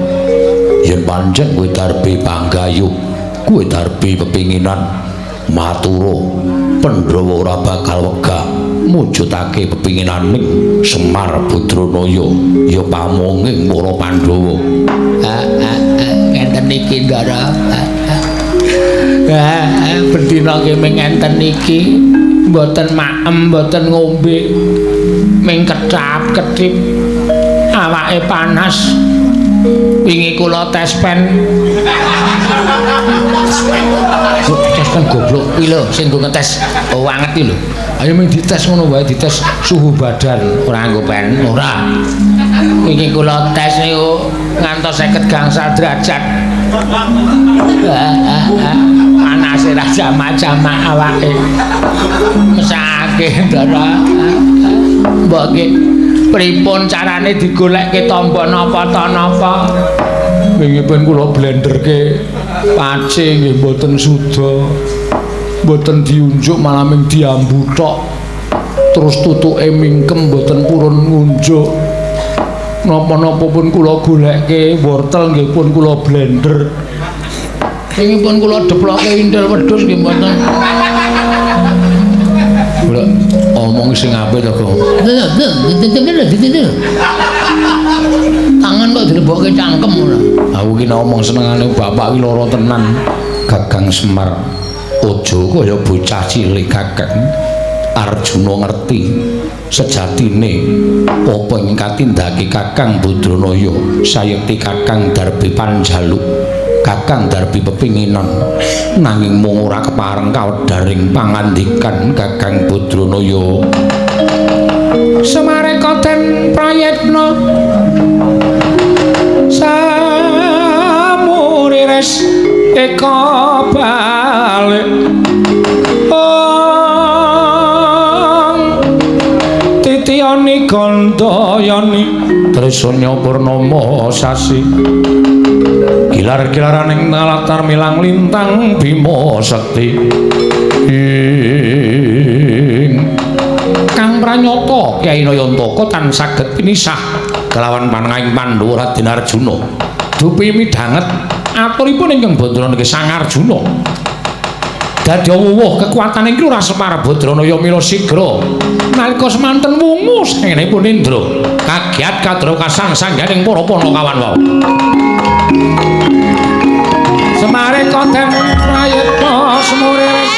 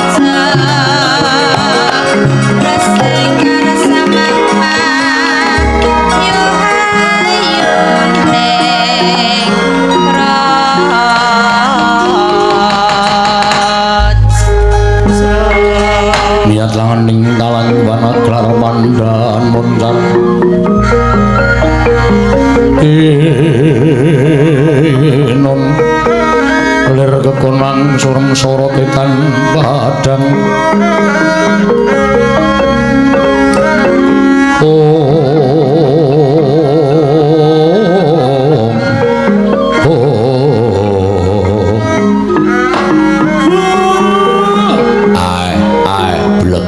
kugek sak dulita mel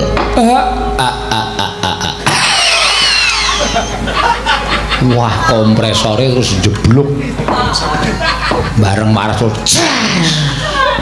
iya weh waduh tadi entuk warisan Semar mari matur nuwun Den nggih sampean sing iso menehi kekuatan kali kula Semar niku mboten iso dipisahake kali Pandhawa. Kakang Semar syukur. Yen to Kakang Nayantaka wis pulih kaya wingi-uni. Kakang Semar syukur. Yen to Kakang Semar wis pulih kaya wingi-uni. Wah, Dipol. Gawe amarmatiku, gawe bungah pikirku. Kula nggih ngaturke panuwun ndara-ndara sampun kepareng rawuh wonten ing Karang Kadempel. Sejati napa ingkang jinangka dening Kakang Badranaya. Kula niki mung gagas kahanan negara Ngamarta. Sing saya suwe kawontenanipun boten ayem, boten tentrem. Monggo Semar menika didhapuk dados pamomonging para satriya negari Ngamarta utamanipun Pandhawa. Nek nganti Ngamarta niku negarane rusak, niku sing dicucuh sepisanan dening Dewa Semar. Mula katentreman karahayon lan karukunaning praja Ngamarta kawulane menika kula sing tanggung jawab. Mula mboten aneh nek kula niku janjane duwe gegayuhan. Lah ora apa to? Kakang Semar darbi gegayuhan apa? Supaya uriping para kawula sanegari Ngamarta menika tebih saking raos cecengilan panasken dahwen patiupen langkung-langkung ngagengipun tebih saking regejegan tebih saking raos ingkang boten sae mila kula janjanipun kepengin mbangun kayangan wonten negari Ngamarta candhak lakone wis wingi bangun gedeng kesenian saiki didadekke bangun kayangan ayo wis ben ora apa-apa ngono kuwi bebas kok ora kudu kewengku ya ming rada beda wae terus Pak lanjut mula kula kepengin ngrawuhke pepundhen Pandhawa wonten Projing utawi wonten ing Karang Kadempel menika supados para Pandhawa menika nyaketi gumregut gumregaing para kawula. Mergi napa, Dara? Sing jeneng kawula niku mboten butuh diwenehi dhuwit, mboten butuh diwenehi brana picis, ning butuh dicaketi rasane. Kula gandeng Pandhawa sampun sami rawuh. Napa sing dadi penjangka kula niku ajeng kula wiwiti. Kakang Semar, kula wonten dawuh. Nanging ndadekno pangertenmu, Kakang, nggih. Ingkang sowan ana ing Karang Kadempel nembe para Pandhawa. Mongko durung jangkep lho. Durung jangkep mergane ragil Pandhawa ya kuwi kadangku Yayi Sedewa lunga saka negara Ngamarta. Ndara Sedewa niku arang-arang gawe masalah. Arang-arang gawe perkara kok saged tindak menika merga ditundung karo bendaramu Werkudara. Mergane Sedewa nggondheli pustaka Jamus Klimasada ing bakal kaparingake napa Ndarawati kinarya tumbal wadaling Projing Dwaraka wekasan Werkudara Murina adine ragil ditundung saka negara Ngamarta mula sing gedhe pangapuramu Kakang sowaning Pandhawa durung jangkep pustaka Jamus Klimasada uga durung bisa sowan marang Karang Kadempel Kakang Semar Semareka den prayetna samuriris eka balik titiyani gandayani trisanya purnama sasi gilar-gilaraning latar milang lintang Bima Sekti lah kok ngoten lakon Petruk kali Bagong dereng matur malah kula wis ngerti lelakon teng Praja Ngamarta saking sampeyanipun ingkang minulya sinuwun Ndarawati. Mula kang saka kuwi miturut iga penemuning Kakang Badranaya apa sing kudu katindakake dening para Pandhawa. Lah kok dadak takon apa sing kudu katindakake? Barang sing ilang niku wajibe digoleki. Napa-napa sing ora ana niku diwajibe diupaya supaya bali ana. Ndara Sedewa supaya dadi jangkeping para Pandhawa, pustaka Jamus Kelima Sada kudu tetep dadi pepayunging para Pandhawa lan kudu rawuh enten Karang Kadempel. Mula bab perkara iki kula pasrahke kalih sampeyan. Nek sampeyan ora iso nemokke pustaka Jamus Kelima Sada, Ndara kula Sedewa ora minangka dados jangkeping Pandhawa 5. Lah napa ajeng lakon penjangkaning Semar Badranaya Den? Kresna Senayang mangkelung mingkonaken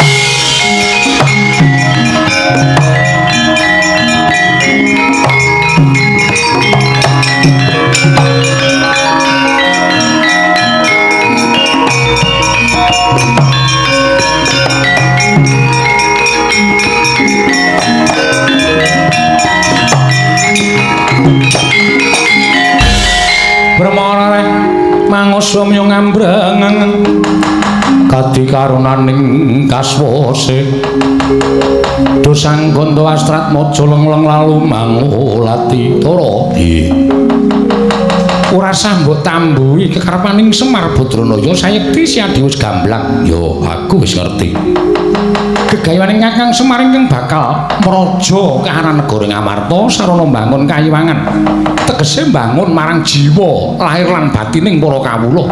Ya pancen mengkono. Tumuli Kakang Semar maring dawuh ora bakal lakon penjangkane lamun pustaka Jamus Kelima Sada ora rawuh marang Karang Kadempel. Sedewa ora dadi ganeping para Pandhawa 5. Mula wis dadi ngendikaning Kyai Nayantaka ora usah dadak tinuding pun Kakang wis krasa lamun pinasrahan babagan lakon iki. Yo. Yayi. Sira lan kadangmu Yayi Panengah tindaka metu ndedharaten pun Kakang nak ngambah dirgantara. Yen ana wong-wong nyubriyani ing sajake ana sambung rapeting lan pustaka Jamus Kelima Sada ora sandadak wedi kangelan candheten takon ana apan durung karuwan nggone pun Kakang lan siade goleki menyang ndi dununging nata Ndarawati. Yo wis to dawuh.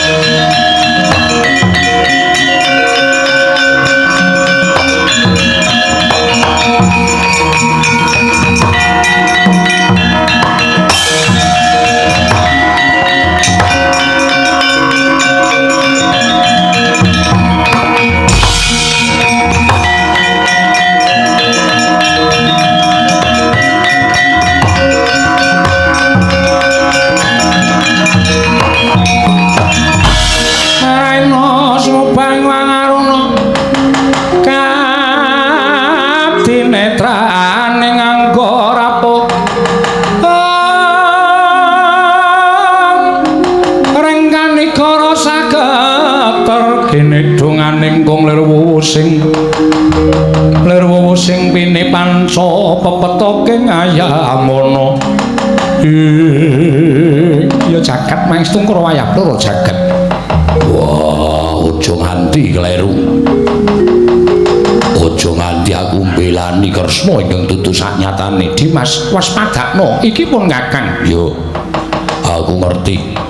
Iki sapa wani madha rupa kelawan aku? Aja ngawu gawar ngawur. Kowe menungso ingkang epeh gedhamu. Teka kowe Membanata Ndarawati.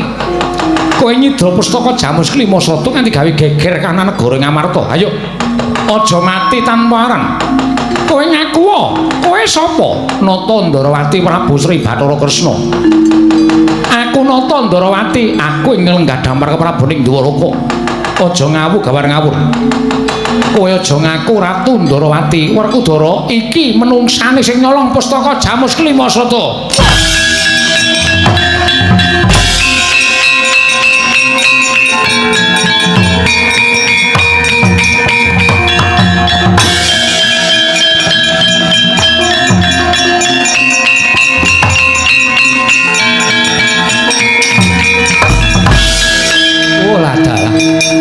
Werkudara kowe gampang diblithuk karo menungso sing aku Nata Ndarawati. Marata gak Wiswadana. Aku dulurmu. Aku kadang wing Ndarawati. Wah, rasaku kan cerewet.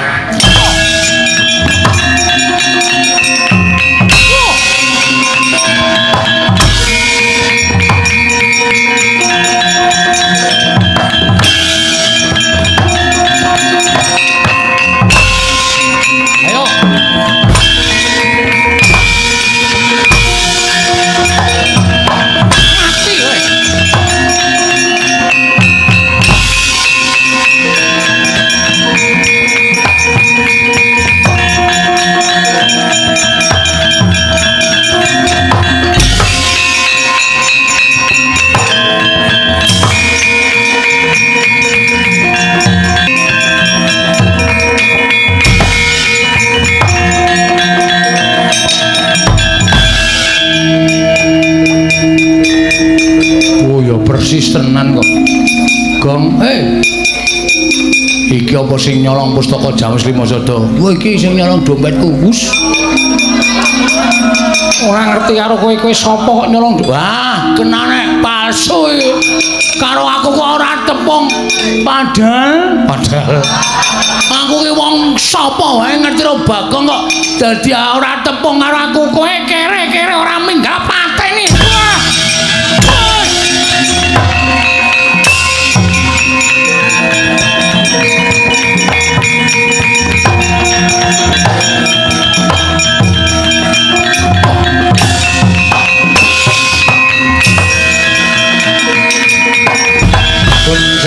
Kanjeng langit kelap-kelap katon lir kincanging risang mawe gandrung. Ayo dulur wis padha kalah karo aku. Ora ana ingkang mangga mulya Nata Ndarawati. Yen pancen kowe ngaku Ratu Ndarawati ing sejati, sirnakno Ratu Ndarawati ing iki. Oh lah dalah. Pancen wong iki nek lagi winong wong ora iso dipidak wewayangane. Selagine adikku Arjuna Werkudara padha mundur wedi karo Nata Ndarawati. Apa rumangsamu aku wedi karo kowe? Ungalno dadamu tiban tanganku ora tinjung akhirat. Aja duntang Nata Ndarawati iki maju leganing atiku.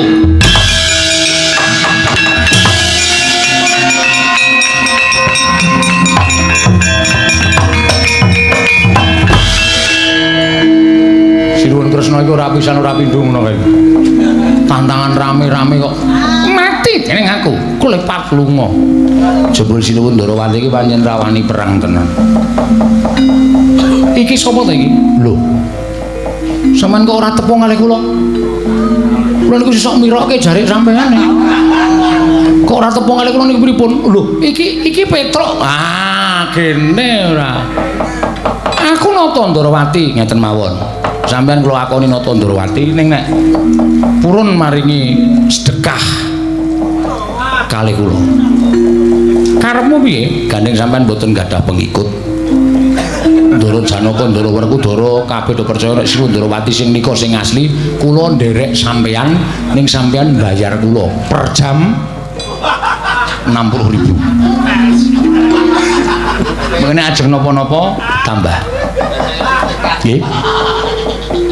Kowe iki pemandu apa piye?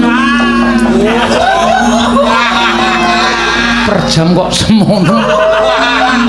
Wong jeneng wong arep ngladeni kok.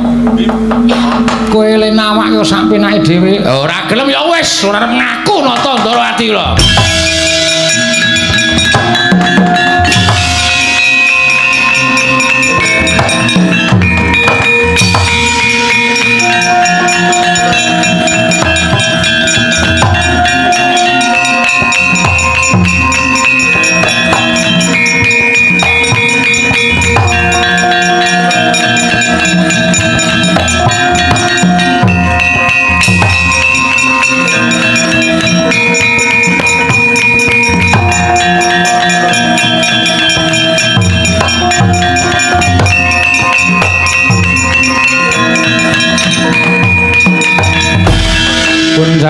Kanjeng langit kelap-kelap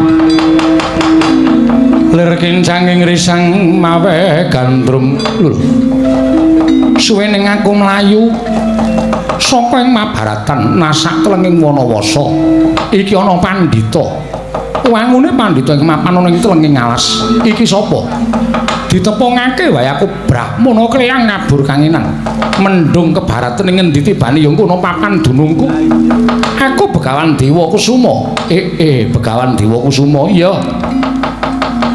panjenengan sapa sinuwun takon karo aku nata ing Ndarawati Prabu Sri Bathara Kresna Prabu Sri Bathara Kresna iya dasar pranyata sing mburi sapa lho aku ora nggawa kanca ku aku nusul Petro ki mbok yo nganggo swara tuk apa piye kok tanpa nganggo iringan babar blas yang batur ya nganggo iringane sin Nalendra Satriya nganggo iringan mengko mung kere kok nganggo iringan kere niku iringane anggere gamelane mandeg terus mlumpat panggung jukuki dos-dos niku kaya wingi ya Tru oke tenan kere nanti diitung lah sak penake lah kersane apa sinuwun karepku aku golek Pintasraya lho Pintasraya piye aku kuwi duwe mungsuh wujude Nalendra jebles kaya aku tanpa beda ora genggang sarikma nanging menungso kuwi ngaku nata Ndarawati ing Nyidra Pustaka Jamus miyang jimat kelima sada Begawan Dewa Kusuma nek sampeyan iso nyirnake Nalendra ing wujudane kaya aku sampeyan njaluk apa wae mesti bakal tak turuti sinuwun kepasang Yogya katujuhe ngene dene sejatine mataku ning jagat iki wis sinampiran pakaryan kudu nglakoni tapa ngrame tetulung marang sak pepadane urip mula gandeng sinuwun Ndarawati nyuwun tulung kawan aku mesti wae tak tulungi ning aku tanpa pamrih apa-apa kowe lah yen pancen ora pamrih apa-apa malah tiwas kebeneran mara gake sirnakno Nalendra wujudane kaya aku jebles ing Nyidra Pustaka Jamus lima sada yen perlu pusaka mau rebutan ya pamujimu tak jaluk sinuwun tak tandangane mungsuhmu ing wujudane kaya sira sinuwun Ndarawati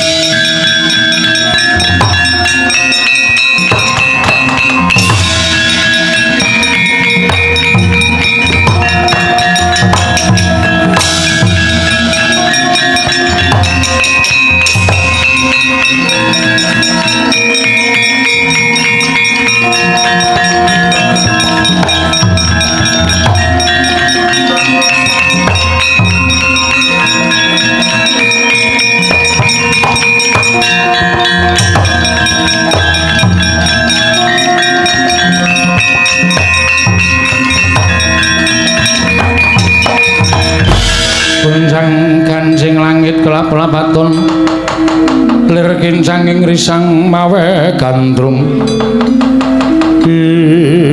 sapa iki ana Brahmana muda teka prapta ning ngarepaning nata Ndarawati itu muling mlumpruk ndeprok kowe sapa menawi paduka dangu kan kula menika pun nami Begawan Dewa Kusuma lho Dewa Kusuma nggih kasinggihan mekaten Paduka Nalendra Ndarawati iya pancen mengkono menawi ngaten jumbuh kan ngendhanipun Nalendra ingkang sami lan panjenengan ing nalika semanten nyuwun tulung dhateng kula supados kula damel srana serenanipun Nalendra ingkang wonten ngajengan kula menika krana panjenengan sampun tumindak ingkang boten sae inggih menika nyidra pustaka Jamus Miang Jimat Limasada saking negari Ngamarta sarana Membanata Ndarawati penemban yen mancen kowe kuwi pendhita mestine awas paningalmu yen mancen kowe iki brahmana mesti wasis waskita ngesti marata wengakna permana jati aja nggunakake netra bat lair sawangen iki nata Ndarawati apa dudu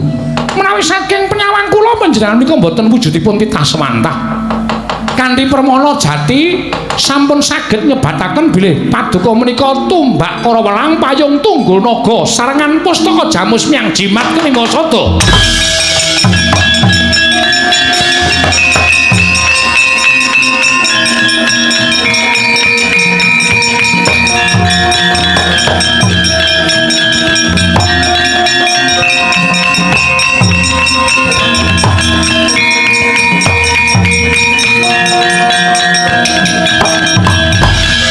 Loh. Kok dadi mesti pirang-pirang iki nek dikelokke. Petro wong goblok. Kilokke dengkulmu mlosot. Kuwi anggepmu kuwi mesti apa? Kuwi iki tumbak para welang payung tunggul naga. Pustaka Jamus Miang Jimat Limasada. Aduh. Nganti kualat cilaka gong. Arep ora tumbak para perang ora? Ora ya wis. Ora rene kowe. Ora. Tak duduhi lho. Emoh. Engko aku nek merono wis malah kedawa-dawa jame. Waduh niki pendhita niku ampuh tenan jinuwun. Iya. Pendhita iki pancen ampuh Petro nggih. Iso ngasorake Nalendra Ndarawati ing sejati jebul kumpulaning pusaka negara Ngamarta mula ora aneh yen pustaka Jamus Limasada iso diboyong kanthi gampang nggih lah iki dadi sarana bapakmu kasembatan nggone bakal mbangun kayangan jan seneng banget lho bapak niki iso mbangun kayangan ati kula seneng banget iya Petro nggih lah terus Begawan Dewa Kusuma Petro samangen to arep nganggo busana werna-werna ning aku ngerti nek iki adikku Mbumira Tawu Sedewa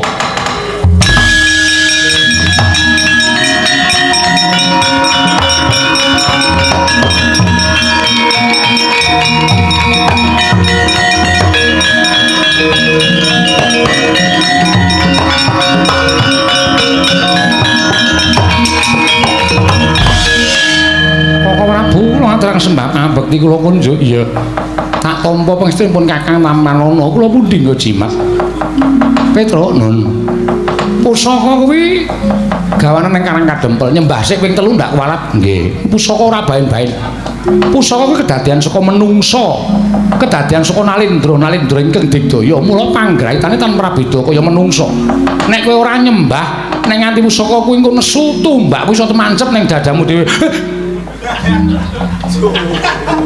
medhek-dheki senengane. Mula nyembah sik nggih. Sekali-sekali nggoyong pusaka ampuh-ampuh. Ilang syarat sawane. Ora malati oleh ngabdi ing Petro. Nyuwun sewu.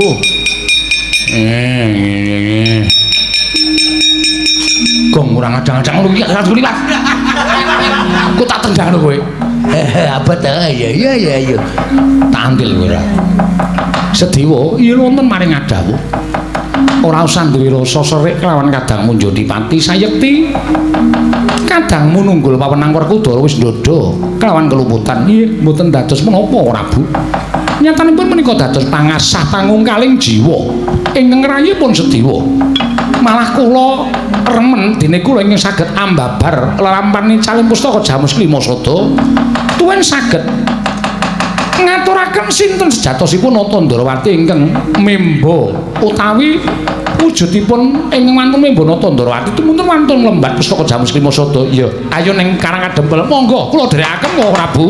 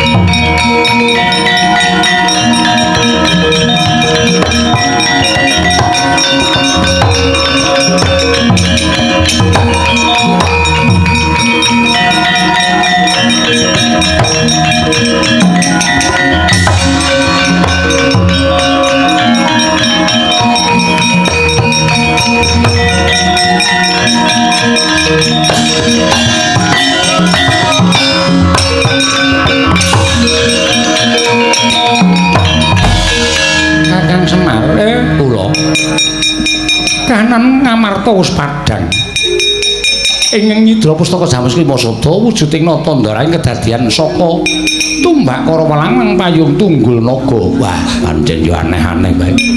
Sinuwun Ngamarta. Iya Kakang Nayataka. Sejatosipun lek kula nyuwun pusaka Jamus Lima Sada menika ana mungkin Arya Srana Pandhawa sami mlempak wonten Karang Kadempel. Ndara niki pusaka dipun tampi rumiyin Kakang Semar ora nggunakake panjenengan ingkang mundhe pusaka rasane Karang Kadempel niku wis ketekan pusaka katelune Ndara.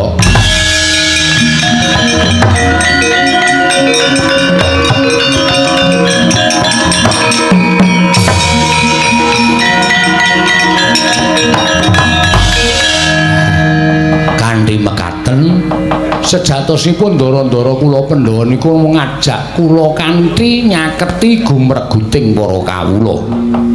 Nyaketi dhateng para masyarakat mergi menapa kawula menika mboten butuh dibiyuki brana picis, mboten perlu butuh dijanjeni sing dhuwur kaya Dara Kekalangan. Mboten perlu diparingi napa-napa sing supaya kawula niku percaya karo sing peparing, mboten. Ning gandeng kawula Ngamarta niku wis duwe pepundhen, wis duwe sesembahan iki menika para Pandhawa. Karep kula niku Pandhawa aja mung ketungkul anggone nyawang wonten ing dhuwur, ning kala mangsa nyawang wonten ing ngisor. Supaya sing ngisor niku mboten pating blengkrah, mboten pating bejajik sak penake dhewe. Iya, Kakang Semar. Sarana manunggaling para Pandhawa kaliyan para kawula saged mujudaken negari Ngamarta menika embanipun kados diri wonten ing Kayangan. Kayangan nika papan sing tebih saking suker sakit adoh saka rasa dina-dina. Wontenipun namung manunggal tetunggalan ayem tentrem rukun tunggal cipta rasa karsa lan karyane. Mugi sarana Ngamarta gesangipun para kawula embanipun gesang wonten ing Kayangan kasembatan ngen kula mbangun Kayangan.